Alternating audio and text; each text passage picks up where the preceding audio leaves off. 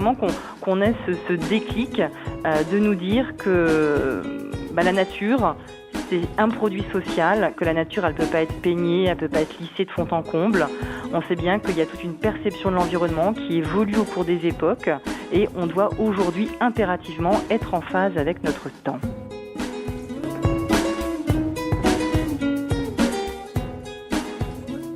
Je suis Laurence Porte, je suis maire de Montbard depuis 2014 et je suis également vice-présidente du conseil départemental de Côte-d'Or. Alors la ville de Montbard, elle a 5500 habitants, elle a beaucoup de particularités, un arrêt TGV, ce qui n'est pas rien. Et puis c'est en matière de développement durable, il y a un écho très fort avec les sciences naturelles puisque c'est la ville dont son natif, Buffon, le grand naturaliste, et son collaborateur tout aussi célèbre, parce qu'il a une station de métro à Paris, Daubenton.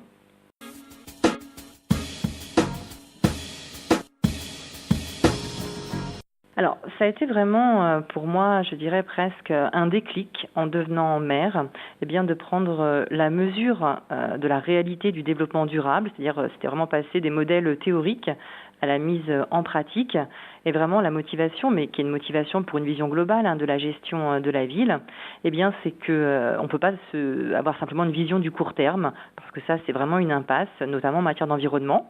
On est au XXIe siècle, c'est le moment, c'est l'ère de l'écologie, et donc moi je suis vraiment dans l'idée qu'on n'est pas là pour s'enfermer dans une mauvaise conscience un peu éco-repentante où on bannirait la modernité, mais il faut aussi reconnaître qu'il faut vraiment qu'on accélère le processus de réparation de notre terre, tout simplement, avec juste plus de pratiques éco-responsables au niveau individuel, mais aussi collectif.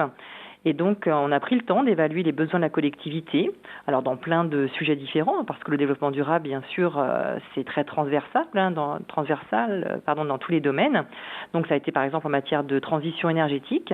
Là, on est en train d'élaborer une vraie feuille de route avec un dispositif qui s'appelle Terrinov, qui est conduit avec Engie et qui va nous permettre de réfléchir sur toutes les économies d'énergie. On a une rivière, alors est-ce que par exemple son potentiel hydroélectrique est intéressant à exploiter, etc. Donc ce genre de choses. En matière aussi de valorisation paysagère, là c'est vraiment un sujet que j'ai découvert aussi avec ma fonction de maire, et ça a été vraiment de se dire que voilà, c'est de l'embellissement de la commune, mais pas que. Et j'ai un service des espaces verts qui est très actif, très collaboratif, et ils entreprennent plein de choses pour qu'on passe sur des plantations de vivaces, bien évidemment, qu'on fasse des économies d'eau. Donc il faut expliquer tout ça aux gens, mais c'est pas toujours simple. Il n'y a pas moins de fleurs, simplement on agit différemment, ce qui ne nous a pas empêché justement d'être commune lauréate de Côte-d'Or pour la valorisation paysagère. Voilà, donc c'est beaucoup de pédagogie, c'est l'éco-pâturage aussi par exemple. C'est un petit défi. L'éco-pâturage, ça ne doit pas simplement être une mode. Nous, on l'a mis en place, c'est la 2e année, et c'est vraiment quelque chose que je veux développer de plus en plus. Alors l'éco-pâturage, bien sûr, tout le monde comprend en quoi c'est utile pour la biodiversité, mais c'est aussi ramener l'animal dans la ville, ramener du lien social. Ça, c'est du développement durable, bien évidemment, et puis évidemment tout l'aspect économique en background.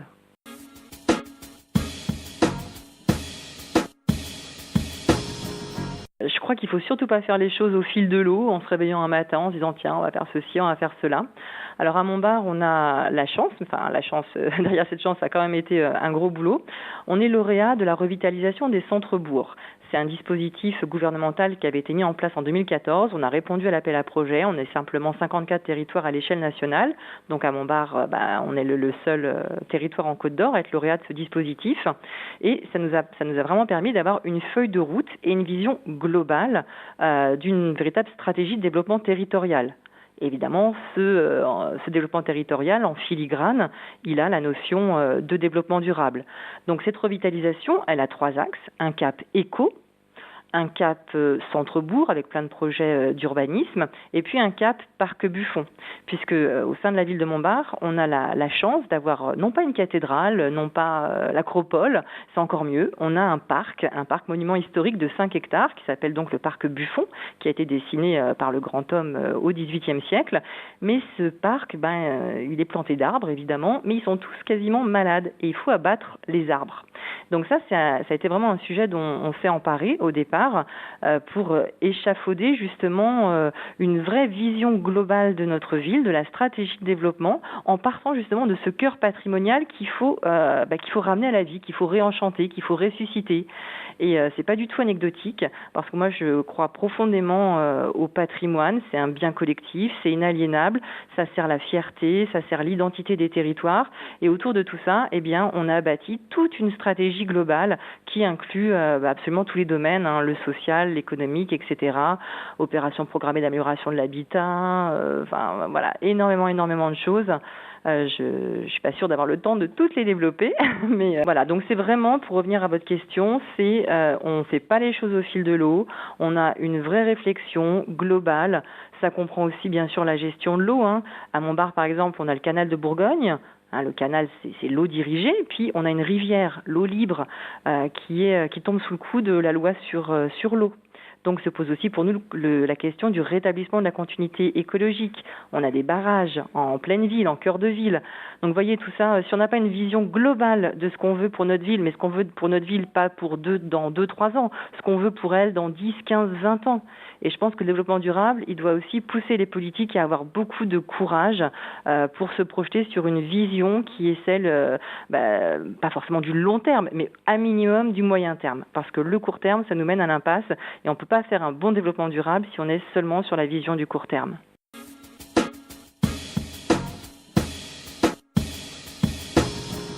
À l'échelle nationale, ce serait bien qu'on fasse tous preuve de bon sens. Nous, c'est vraiment ce qu'on essaie de mettre en place. C'est beaucoup de pédagogie auprès des gens. Beaucoup de concertation, c'est impliquer les services. Moi, j'ai des agents municipaux, que ce soit l'administratif, que ce soit le technique, les espaces verts, le musée Buffon, bien évidemment. Tout le monde travaille ensemble. Il n'y a pas de tâches ingrates, il n'y a pas de tâches moins bien que les autres. C'est vraiment un tout. Et je crois que peut-être à l'échelle nationale, ce serait aussi de faire confiance aux gens. Voilà, peut-être tout simplement.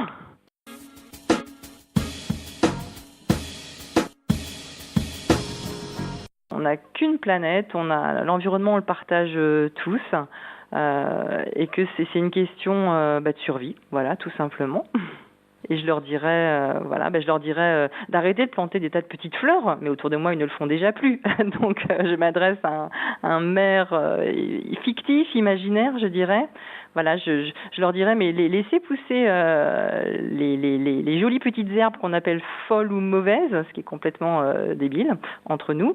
Il faut vraiment qu'on ait ce déclic de nous dire que la nature, c'est un produit social, que la nature, elle peut pas être peignée, elle peut pas être lissée de fond en comble.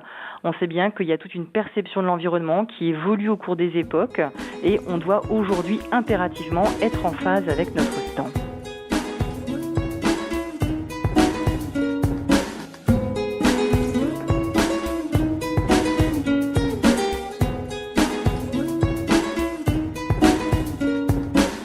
And then I see